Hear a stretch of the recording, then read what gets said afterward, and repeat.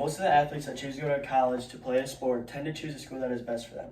For the sport they play, not for school, because some of the athletes rely on their talents in sports to take them places instead of focusing on their schoolwork.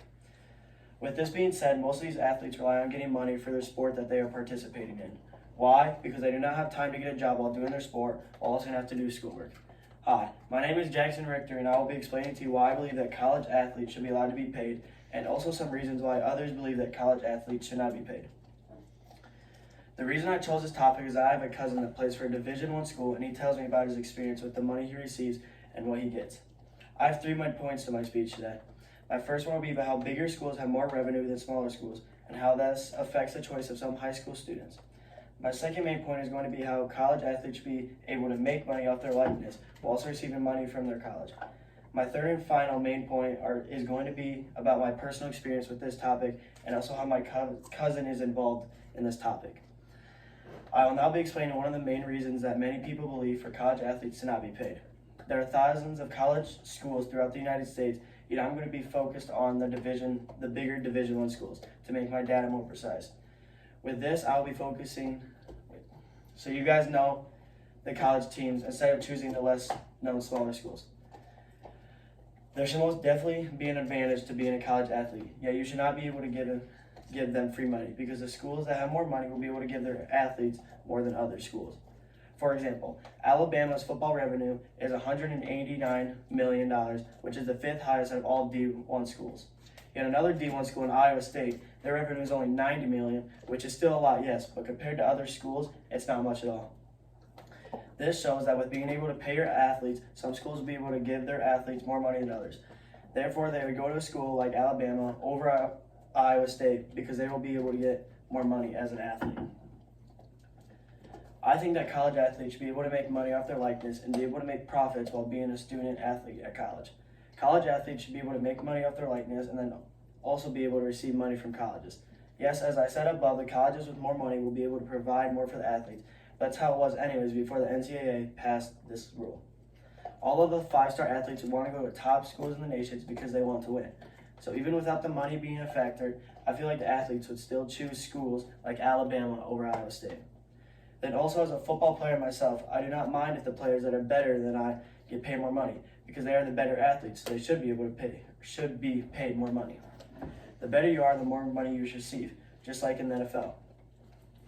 Seton Hall University had a sports poll and asked the public what it thought about college athletes receiving image and likeness endorsement money. The poll's findings were featured by ESPN, US Today, Darren Rovell of Action Sports via Twitter, CBS Sports, NBC Sports, Polling Heavyweight, 538 Insider Education, Football Scoop, MSN, Yahoo Finance, Morning Consult, and several other media outlets.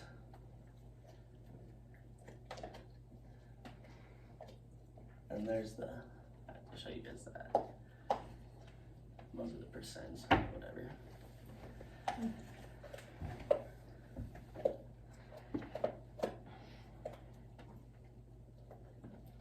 My third and final main point is going to be about my personal experience with this topic and also how my cousin is involved in this topic.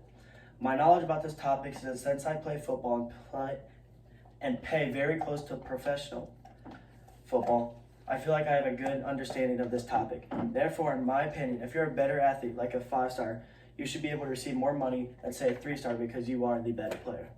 It's just like the NFL. The Seattle Seahawks pay Russell Wilson way more money than Geno Smith because Wilson is the starter and Geno is the backup.